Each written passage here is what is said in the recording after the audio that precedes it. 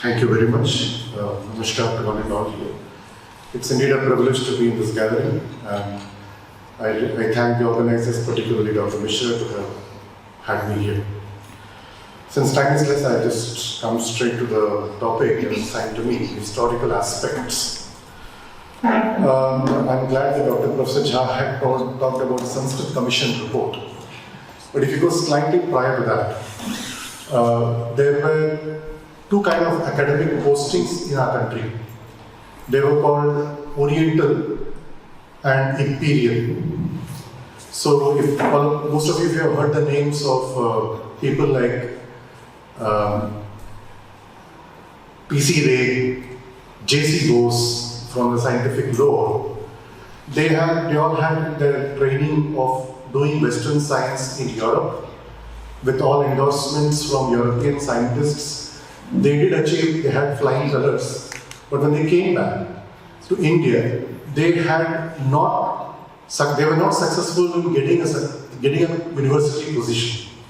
By university position, what I meant is a regular university professor position, despite all this background.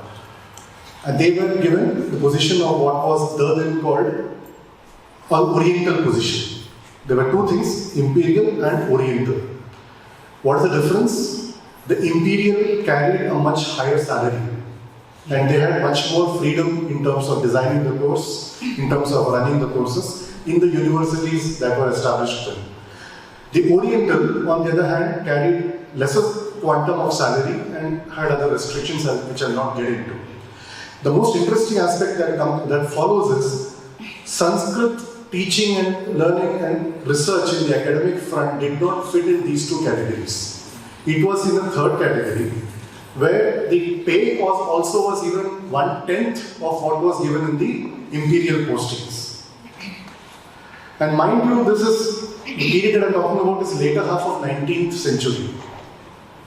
And on records, I have no qualms to say, the situations have not improved even today. So much so that we talk of several nuances of promoting Sanskrit, and we are speaking not in Sanskrit, that's one thing. Second thing is we would it's like saying, there's something called a honor of exhibiting poverty through documentaries and through films. Somewhere or the other, there's this trapping of pro-Sanskrit also in that particular small bracket. For instance, so long there are poor, there can be documentaries made on poverty and can be highlighted in different screens. Likewise, so long there are hardcore traditional Sanskritists, we can have technological interventions on them. That kind of a mindset, I believe, will not correct the course which the Sanskrit has been given in the history. Now, why it has happened, how it has to improve, those are a matter of elaborate detail. There is one aspect, because time is less and there are other co-panelists who might not like to take their time from. The scientific heritage, or the definition of science has to be really rigorously done before we even dwell into this aspect. I'm very glad that the previous speaker talked about Ayurveda biology. When we get to several projects that come for review, there are two terminologies which are used, and it is rightly Professor Girish is addressing because he is also in charge of terminologies. Evidence-based medicine vis-a-vis or versus Ayurveda. Can you see the positioning? It immediately gives a signal as though nothing other than quote-unquote evidence-based medicine is worth promoting or even supporting. Right? So when we are in today's society, I'm not talking about any archaic examples here. In today's society, when we position them in this way, I am left with a question. I'm not giving you an answer. I'm left with a question, are we in a position to properly understand the ethos first by ourselves or not?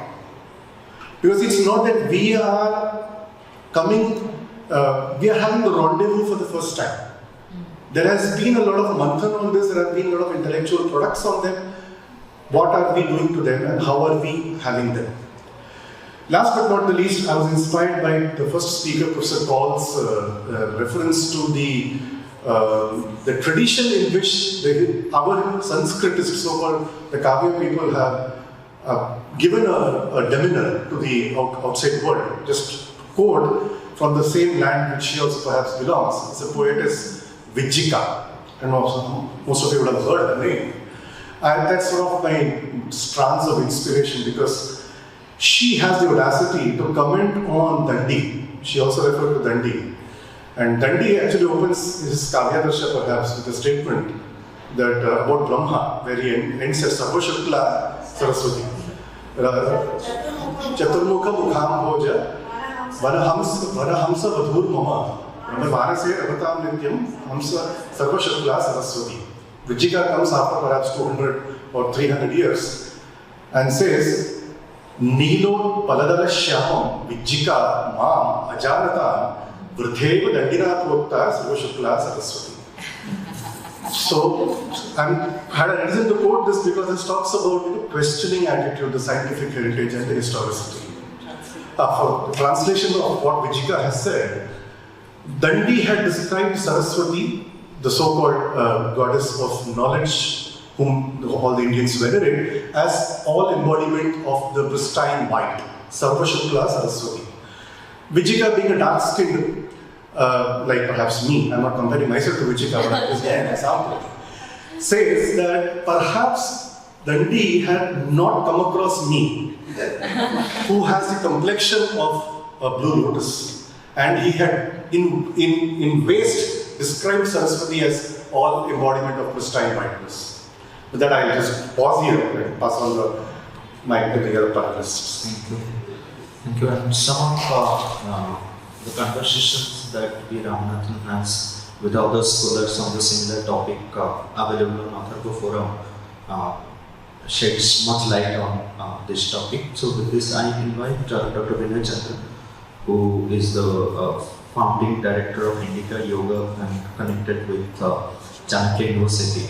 So we had Professor Dirishnath Jha speaking about the linguistic aspects from the computational point of view, and then various other aspects of the linguistic significance of Sanskrit. But here, I request him to shed light on the linguistic significance of Sanskrit from a yogic perspective, from the yoga tradition.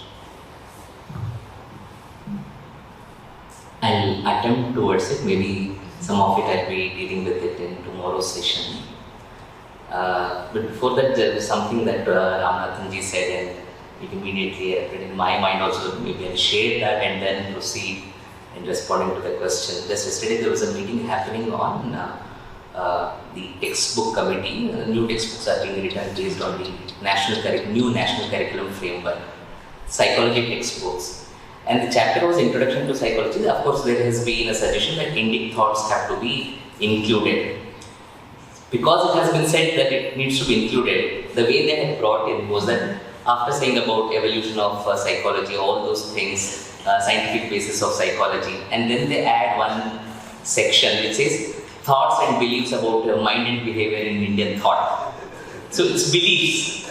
I mean, immediately the way things get positioned, I think it's something that is really should be of concern. And if we are to take this forward in terms of rightful ways of integration, I think we should be much more watchful about the way it is being done, the way it's being positioned, evidence-based medicine versus Ayurveda, or in comparison, like all these are such frameworks we should really be watchful about. It was just an immediate response to what Ramanathan ji was saying.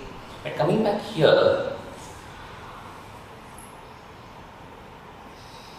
like if we look at the literary expanse that is available within the Sanskrit gamut, Sanskrit literature gamut, it's huge.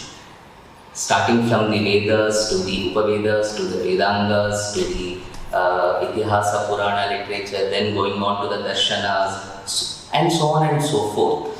While the ideas about the yoga tradition are easily traceable to the Rigvedic tradition, the Rigveda mantras, a full-fledged blossoming of it is what we see in the Yoga Sutra text, of course having its roots in the Sankhya tradition, then in the Yoga Sutra, and then subsequent commentaries and texts that have come even up to as far as 19th century. So there is a whole literary tradition which is around the yoga school itself. And to speak about the Yoga Sutras per se and the way the linguistic principles are adhered to in some ways. Of course, the Sutra Lakshana, which is given, which has to be Alpaksharam, Asandiktham, Saravat, Vishwatomukham, Anavadyam, Astobhyam, all the 6 Lakshanas of a Sutra, they hold very well even in terms of Yoga Sutra.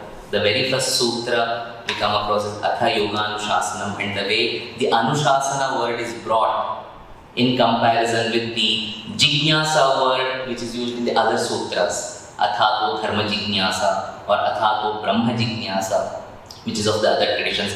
Here you see the Atha Yoga Anushasanam, specifically also pointing towards the practical aspect of the tradition, Anushasana. And then, in fact, the very next sutra, which is a 3-worded sutra, Yoga Chitta Vritti Nirodha. In fact, 2-worded sutra, Chitta Vritti Nirodha. It covers the entire teaching that needs to be done. So it's Alpaksharam, as minimal sounds as possible. Asandikdha, to a large extent unambiguous. Saravat, it is so Saravat that the entire sutra text is required to explain it. Then Vishwatomukham, Saravat, pregnant with meaning. Vishwatomukham, universal in terms in its application that goes beyond both space and time. Well, it held relevance at that time, perhaps about 2000 years ago, and it holds relevance after 2000 years. It made sense to the people of this particular tradition. It makes sense to anyone who is keen to uplift himself from certain conditions that limit his sense of being and sense of doing. So in that way it is valid for all times. Vishwatomukham. Astobhyam. Astobhyam is where it is not just something that has been said without any proper support or evidence. There is a very detailed work that goes into it. And Anavadya, devoid of errors. Of course, the Yoga Sutra detailing itself will tell us how sensible this particular statement has been. So in this manner, what I am trying to say is there is a very limited way of looking at this particular sutra. There is no requirement to measure how the Yoga Sutra text or Yoga tradition holds up in terms of the strict rules of grammar or linguistics that's there. But that apart, the principles have been carried through and through. The integral nature of understanding of human personality, seen at different levels, whether it's at the Panchakosha model or at in the Tantra tradition, looking into the various chakras that are there and the sounds that are connected with it, and the entire model from the arrangement of alphabet or sounds from Mooladhara up to the Sahasrara. Like looking into all these minute aspects, we can see a very close connection between language, sound, form, content and experience.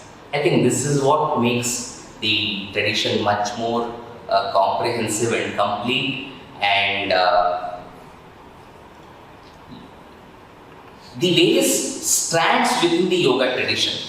While yoga, Raja Yoga is a popular or a well-known one, but starting from Nada Yoga up to Mantra Yoga up to various other strands, each one of these traditions which have come up, emerged at different periods of time as well, seem to explore these minute aspects into such detailing. Nada Yoga or Swara Yoga just looks into the inhalation and exhalation. The Nada Yoga looks at the sounding of it. The Mantra Yoga looks at the combination of sounds and the power and the experience it provides to the human being. In this manner, each one of these bands has been explored into greater depth. So in that way, I would say yoga is much more the yoga tradition allows us to experience Sanskrit much in many more ways than the other tradition because it's directly experiential in nature.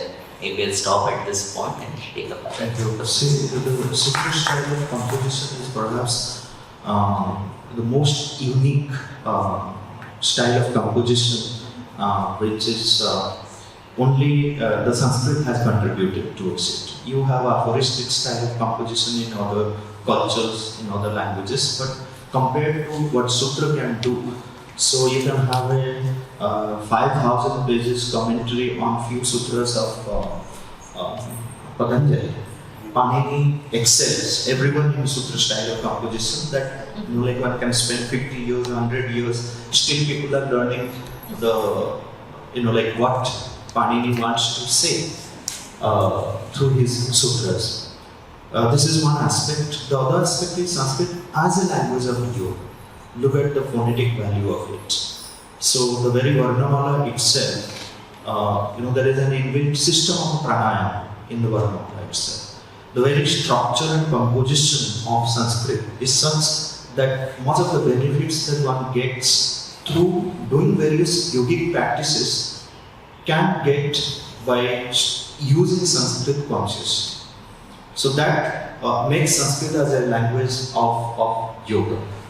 You take the morphology aspect of it. If you take all the four aspects of the linguistics, the morphology aspect of it, there's so much of clarity Sanskrit brings based on the derivation of the sounds to the mental consciousness. It brings healing on the physical level of consciousness. How it refines our emotional consciousness. So the very structure, the syntax aspect of it also. So there is you can see only a yogi can design such a language. Only through the power of yoga, design of the language that we have Sanskrit today and the contribution of the Rishi tradition.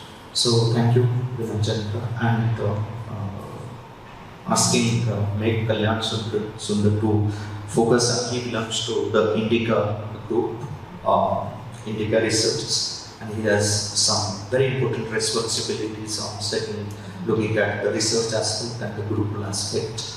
So we had this wonderful talk by Professor Fauzi, though I couldn't hear completely, but whatever I could grasp, she has covered maximum aspect of the social cultural aspect from the various Gabriels and Natya Shastra. So looking at like how Sanskrit as a language, its significance from the different cultural forms, whether it is a temple architecture or its sculpture or performing arts, dance, music. So how do you look at Sanskrit from these perspectives? Just I can come in for a minute before I pass it on. You're speaking about the universal nature of experience. We do conduct workshops on sound, especially the primordials on Omkara and even the components of Omkara, A and Ma. And invariably when we ask people to associate gestures with these sounds, for A it's always been an expansive gesture, and for U it's always like an embracing gesture. So I think without even having any sort of training into that, without even having any sort of exposure into that, it seems to be a very natural tendency towards that kind of an experience. So how closely these sounds are connected to the experience, and even repeating those sounds will allow them to get into that experience. I think this is one of the most important aspects that we have experienced. Just add. Please. Very quickly, 30 seconds. I was inspired to quote the research publications done by Professor V.S. Ramachandran at UCLA. It was an experiment done when he gave words like ba, ba and kiki and asked people, here it was gesture, but then asked people to draw what they imagined. And when he gave the words like ba, ba, it was all broad, expansive. And when he gave words like kiki, it was all pointed and sharp. So this just to, I can share the reference of that particular research later, but just to add to that point what you made. Thank you. Namaste. I was here today to listen, primarily, with most of you over here. and I have the pleasant task of now having to improvise on this. And thank you so much, Dr. Mishra, for this. I think I'd like to speak more from a very individual and a personal perspective, and hopefully as a student of the subject that is being discussed over here. It's a very difficult time to follow Professor Kaul on anything related to culture, as Dr. Mishra also identified. So let me just stick to something very fundamental, which was fundamental for me. Who am I? The question of who am I can be answered at multiple levels, but let me take the lowest, let's not read a hierarchy into it. One of the levels of this question of who am I is answered by my passport. Right? I'm an Indian, I'm a Bharatiya. What does it mean to be a Bharatiya? When I asked this question, and I happen to live outside India for about 9 years in China, in a culture that is fairly self-aware. Right? Chinese are very aware of who they are, very comfortable in their skin. They have a uniting script, right? A script which unites all of them. There might be variable dialects, but something which unites them. Now, being immersed in that tradition, when I continuously ask myself, as the son of an Indian mother from a Gujarati-speaking family and an Indian father from a Tamil-speaking family who grew up in Kolkata with a mesh of languages happening at home, who am I? Right? How do I answer that question? And then you have perspectives about, India didn't exist before, and things like that, before 1947, and all this sort of ridiculous things. I didn't have a grounding to be able to answer these questions very clearly. And I went to a DAV school which actually had moral instruction, and where we actually chanted Urugveda, Yajurveda as part of our moral instruction text. So, not completely divorced, but didn't have the answers when I was put in that ecosystem. Which are the texts that answered that question to me? Those texts were in Sanskritam. For instance, the Mahabharata, Bhishma Parva, answers to me at a very fundamental level, what is Bharatavarsha? How do you describe Bharatavarsha? What is the definition of Bharatavarsha? In 68 verses of the critical edition of the Mahabharata, you have the definition of Bharatavarsha. A very literal definition. It starts with listing the mountains. Then it lists rivers, many of those rivers that continue today. And then it lists Janapadas. And one of the Janapadas is Kashmir, which is mentioned over there.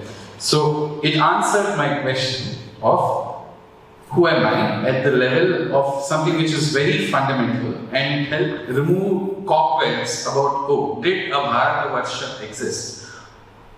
Whether or not you buy into the Mahabharata as a real conflict, etc. or not, even for a moment if you assume that it was somebody's imagination, in that person's imagination there was clearly a Bharatavarsha, the geography of which, if you plot on a map today, encompasses all of today's mainland India and more. Fundamental clarity for me, right, as an individual. Which text carried? It was a Sanskrit text. Similarly, in the Natya Shastra, if you look at the geographical information that is mentioned in the Natya Shastra, and we have plotted it in one of our papers on the map, the information is lesser than the Mahabharata. Both Mahabharata and Natya Shastra are called Panchama Vedas. Right?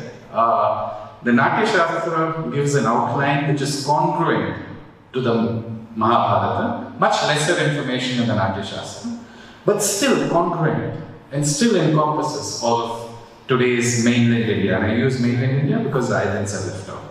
So coming from the a bit of a diversity in my own family, right, linguistically, I found Sanskrit having this ability to integrate, right, to bring things together. And that, I think, as a function in any culture, in any society, and especially when I saw how it helps another ancient civilization like China, it just became very clear to me that it doesn't matter how many people speak this, it doesn't matter, at least in the interim, over time it will matter. But which is that reservoir of ideas which are very central to even things like identity, right? And something which can actually bring people together. That answer I found in Sanskritam texts, in Sanskrit texts. I don't want to add more because I think a very broad sweep on many other aspects have been covered. So I just wanted to touch upon this and then we will see how this goes further. Yeah? Thank you. He I think mentioned during his talk, let the cinema actors, actresses, celebrities, they have to be brought into the domain of Sanskrit. So, like the different art forms, most of the people like I have met, I'm working with many cinema actors, actresses, and the musicians, famous musicians, artists of India. So one of the cinema actress and playback singer once came to me and they told me that if you can spend 15-20 days or 1 month with me, I want to learn about the chandas. So if you just focus on one aspect, the chandas, Sanskritam is a chandomai vani, so full of chandas. That one aspect can link to every aspect of the cultural heritage.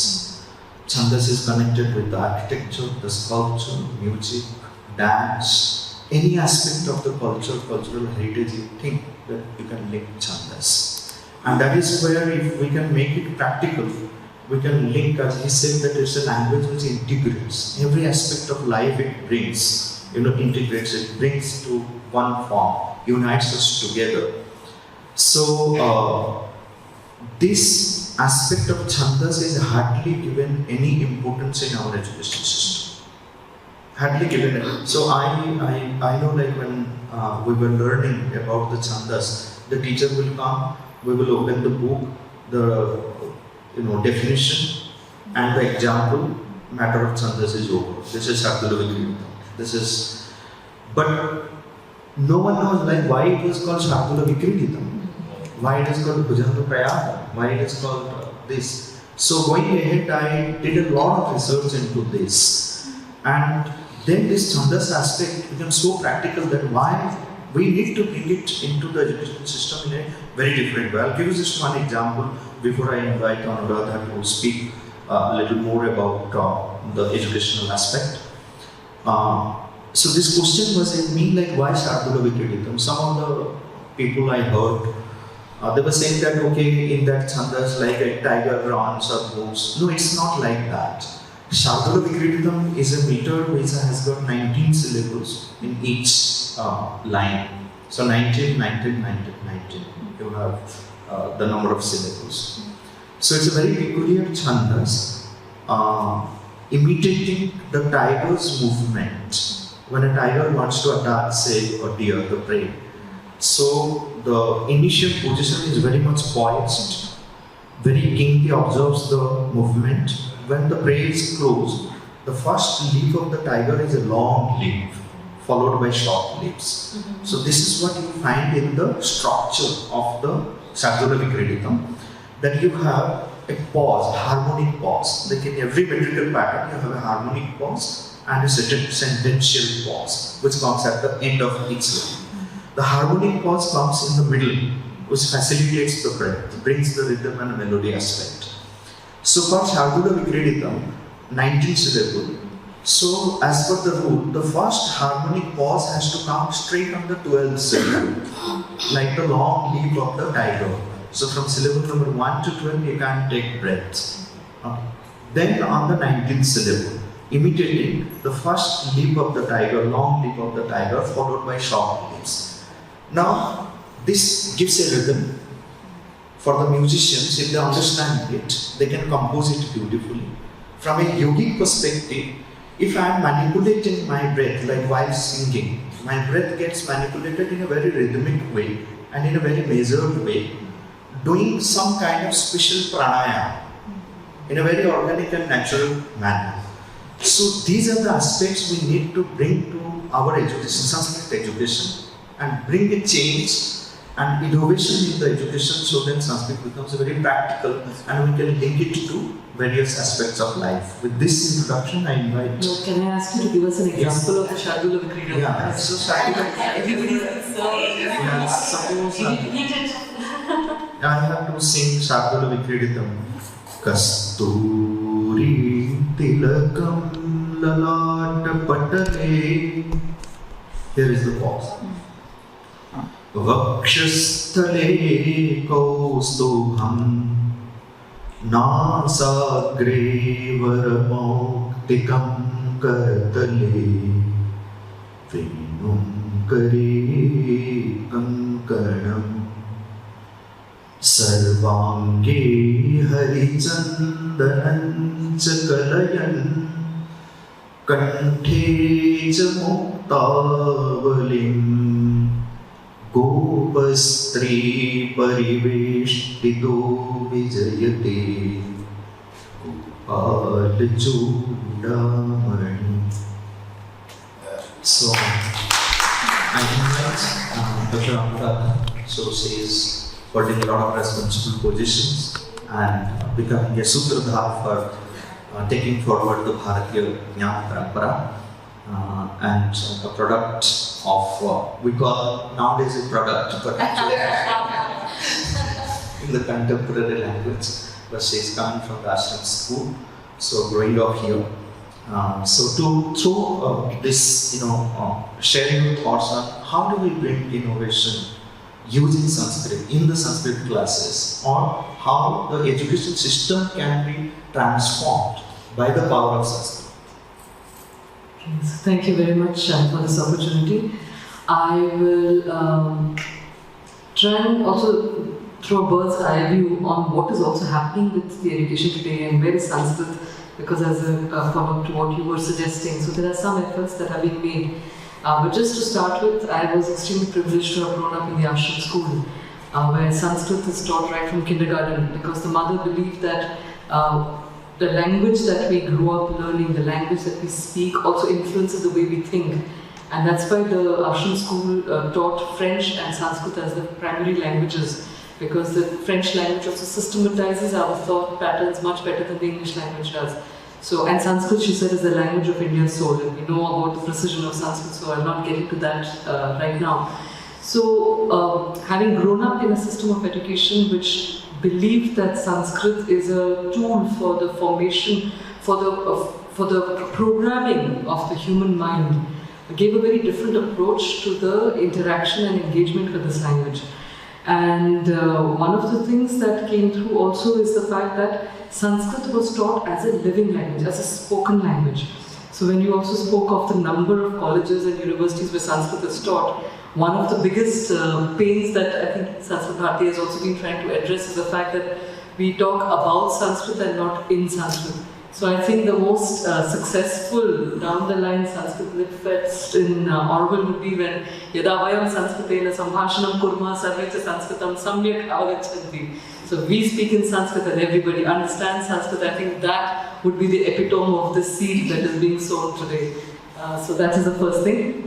So in our education system itself, wherever Sanskrit is being taught, first and foremost is not being taught in Sanskrit. The method of teaching it is such that a child doesn't want to have anything to do with it after that, because every time I tell somebody I am a Sanskrit teacher, the first thing they tell me, oh, Rama, Rama, Rama, Gachati, Gachati. Sanskritam na ani, and they say that this is something that I can't do much more. Including in the ashram school. Things have changed since I last studied there. Yeah. So this is one of the biggest challenges that we face with the teaching of Sanskrit in the education system itself. The disconnect between Sanskrit as a living language and the power that it has to transmit to anybody who deals with Sanskrit in Sanskrit. This lack of insight or the lack of the understanding of the importance of this connection that we've not been able to establish in our educational framework at all is something that I think is a point that needs to be addressed very seriously.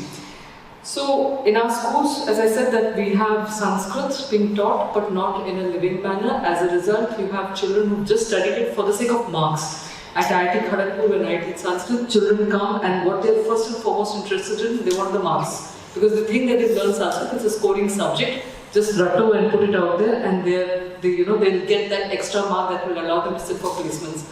But then I will try and teach Sanskrit at IIT Kharagpur as a language that will hone your mental faculties to become programmers. Because as you pointed out earlier on also, that Sanskrit is a language of programming, of precise programming. The entire logic of the Sanskrit language is if this, then that. And that is the reason I think why it's so deeply embedded in our genetic structures, the structures of the Sanskrit language, that we are also so naturally adept at computer sciences because it forms part of our DNA. So that is another aspect. So in terms of what is happening with Sanskrit in schools today, luckily thanks to the National Curriculum Framework, the NCF that has come up, we are introducing, because the curriculum framework also has made some changes to the school structure. So there is the foundational, the preparatory, the middle and the higher, the secondary stages. They have sort of divided the languages into R1, R2, R3. R1 being the primary language of use and that you grew up with, R2 being another Indian language, and R3 being any other than these three. So there is a lot of value that is being given to languages. Normally Sanskrit used to come at a later stage. And as I said, primarily as a language for scoring and not really as an applied language in life and used for understanding your benefits directly as a human instrument getting the benefits from it. So what we are doing now as part of the Sanskrit group that is working on it has made a parallel from the first standard all the way up to the end. So because R1 and R2 allow a child to choose any Indian language, and Sanskrit being part of the 22 official languages, so we are creating the possibility of children studying Sanskrit right from the start as well, and doing a whole study with that language. But the challenge, of course, is teachers. There are many kinds of practical challenges that we find. But what Sanskrit can help us achieve, and what you also said, is that in a country where R1 is very difficult to have in any school, because our schools are multilingual schools. Even if it is in a particular region with a dominant state language, the students studying in that school can be from all over because of government policies, government transfers, etc. There are so many reasons. So for a teacher to be teaching in only one language is always of a disadvantage to anybody who is not from that language background. So Sanskrit can play that key role to allow a child to become familiar with all, because the vocabulary is a shared vocabulary. So if Sanskrit somehow becomes a much more a language that everybody recognizes as being the link language, even in the South. So the general objection is, of course, in Tamil Nadu and all that, there is this contest of which one came earlier and all of that. But there is a huge amount of vocabulary that is there in the spoken Tamil at least. The other South Indian languages, of course, have a big percentage of Sanskrit as part of the language framework itself. So that is one other part, that Sanskrit could serve as this very big, and there is an attempt, but there are various challenges that are there. In terms of what the IKS is doing, because we have mandated, when the Indian Knowledge Systems Division gives projects, research projects which require STEM and traditional scholars to work together, we mandate that all the scholar or every project should have someone who can read from original texts. So suddenly what is happening now, people from the STEM, the more, let's say the white-collared job sector, is suddenly turning to Sanskrit scholars to make them part of their team in order just to get the projects and of course then benefit from their knowledge to grow.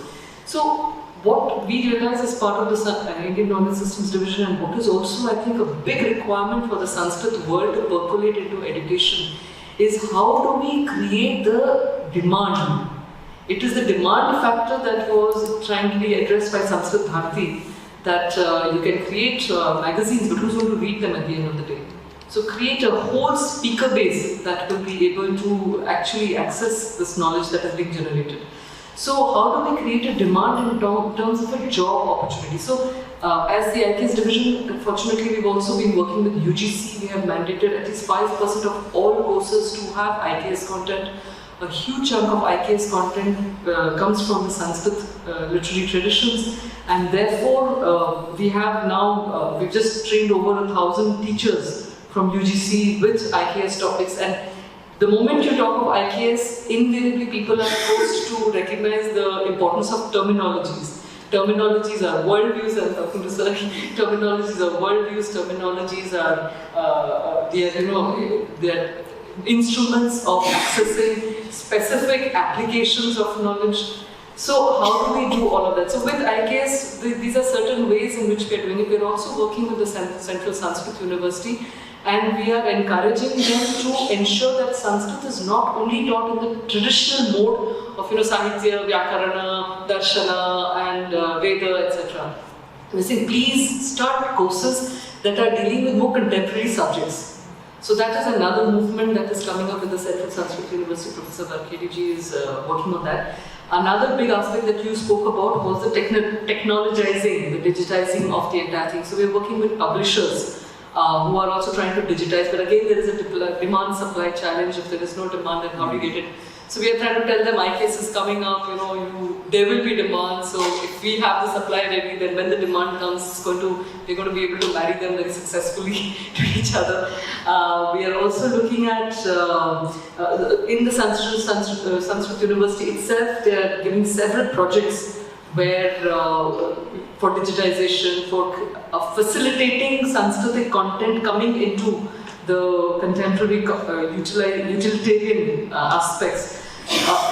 Problems that we face with trying to popularize Sanskrit is that when we are translating Sanskrit texts, the huge challenge of the ineligibility of the translators who are sometimes only Sanskritists. So we've got a few very big scholars like Ramanathanji and all who are, they are bridging science and Sanskrit. So they are well versed with Sanskrit and they have a deep contemporary knowledge of the scientific world. So they're able to converse and make relevant what has been a huge repository.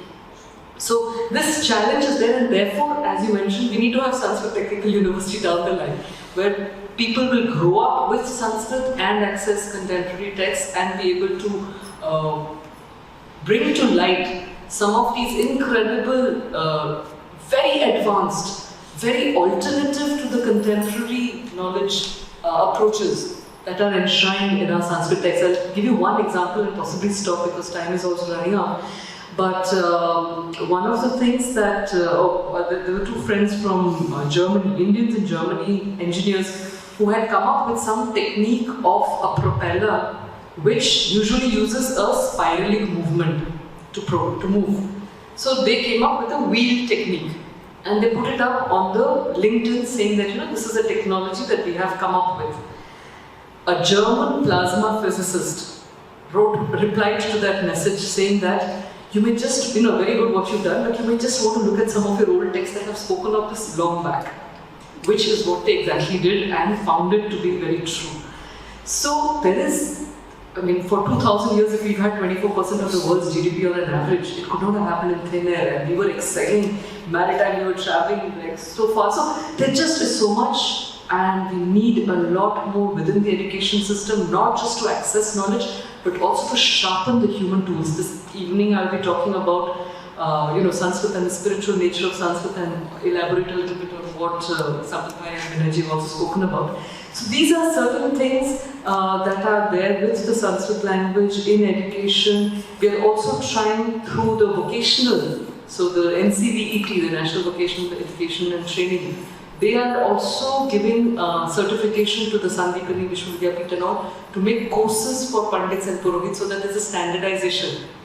So there are several efforts that are happening on various fronts. All the technical institutions, we have a group called Samarpan, which is a conglomeration of faculties from across technical high-tech institutes of IITs, NITs, and NIITs and all, who are looking at promoting Sanskrit within their, so Sanskrit knowledge traditions within their campuses, using technology again to bring to light and bring to life the Sanskrit language. So just with these few words, I think I will stop here. So thank you very much. Thank you. So, yeah, like we can go on discussion, but we have a time constraint that we have to be back here by 2 o'clock. So that Mahadevan has to speak on Sanskrit and education. So just to conclude, one line from each one of you. So how do you looking at all these different constraints, challenges in promoting Sanskrit and making it a global language or having some kind of global impact through Sanskrit? So what can be done in all? Just one minute. Thank you.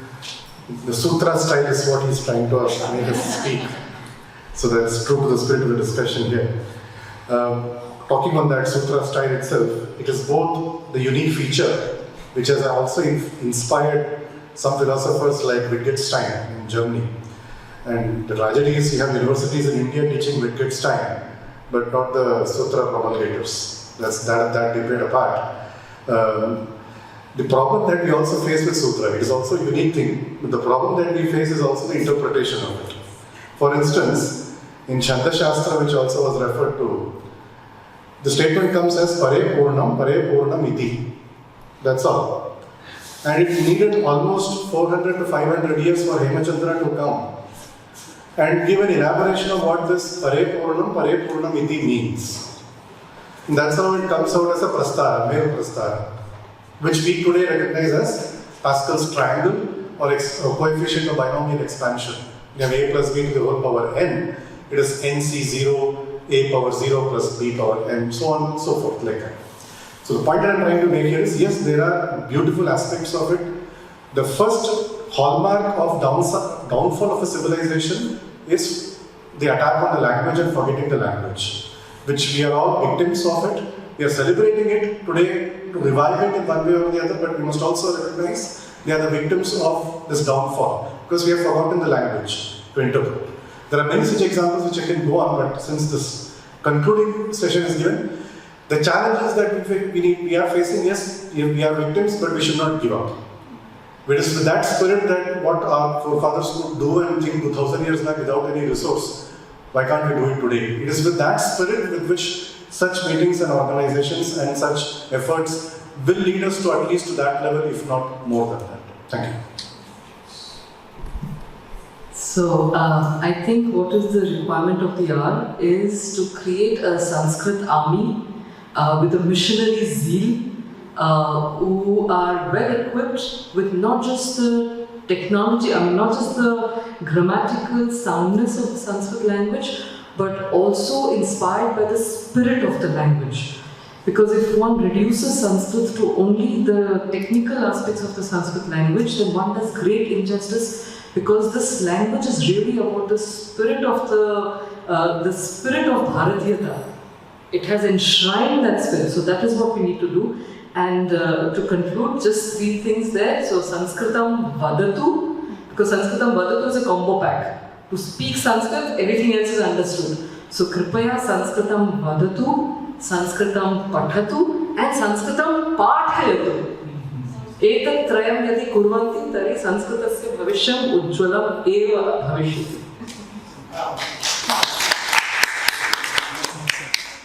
I will not speak from a systemic perspective or the government perspective or any such collective perspective, more from an individual experiential perspective.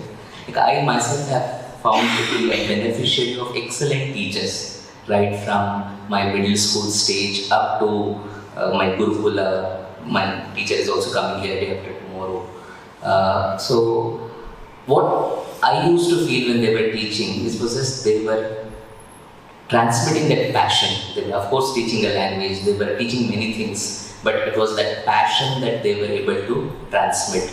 And as a teacher, if we can at least come up with 10 such students, anyone who is in Sanskrit field, I think the onus largely lies on the people in the Sanskrit field. They can't wait for magic to happen from outside. if we can identify, of course we teach in college, we teach in universities, but personally if we can invest and pour in 10 such people who are passionate, who are mad, who are crazy, who can take this forward, I think for one generation it is taken care of. Similarly, as a parent, I might have exposure to Sanskrit or not, but at least all those who feel for Sanskrit and have had some experience of its beauty and charm and greatness, if we ensure that our children will learn Sanskrit, I think this is the easiest way that at least one generation it is taken care of, and then the problem is also transferred to the next generation. I'm sure they will also take care of it, but at least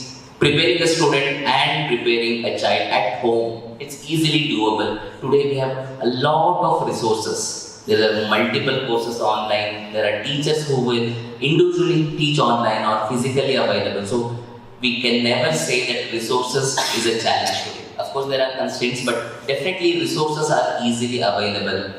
It's only sankalpa that is required, and if that sankalpa is there, I am sure one generation this headache is taken care for. So this is what I think. Thank you. Hardest task to add to this list. Let me try. Name your children in Sanskrit. Right? If you can't speak the language, need time to learn, etc., have a chance to influence somebody's name ceremony. That's one simple place to start. The child will at some point of time ask, what does my name mean? And it will take that person back, hopefully in some way. Sanskrit Sunama is wonderful books. I'll just close this with V. Raghavan's view, and I think it ties in with what you had said, particularly in Tamil Nadu. I think this would be perhaps a good note to close on. Sanskrit was not only the cultural lingua franca of ancient India, but it also served as a linked language for the different language areas. It was the language of learning on the one hand, on the other hand, of all India. Right? In the 12th century poem of Sri Harsha, the well-known Naishadhiya Charita, suitors of the hand of Damayanti from different parts of India, right, to avoid mutual unintelligibility, are described as speaking to each other in Sanskrit. So this has very much been a historical truth, a historical fact. The Tamil grammarian Senavarayar, who wrote a commentary on the Tolkapya, observes that Sanskrit is the common language of all parts of India. So it really is up to all of us. I have composed a song in rock and roll with lines from Nirupta, right? So we need to do what we can do in our own ways to make this happen. Thank you. It is demand. You should sing. I should sing the link. Thank you. Okay, I'll sing a couple of lines from the Mahabharata. Since I quoted, Atra te varnayishyami varsham bharata bharatam. Atra te varnayishyami varsham bharata bharatam. This is Sanjaya telling Dhritarashtra, I'm going to describe to you what this Varsha is. Bharatavarsha. I'll end with that. Thank you. Thank you. Thank you, all the four panelists. So, without speaking much, I hand over the mic to Sudha for guiding us what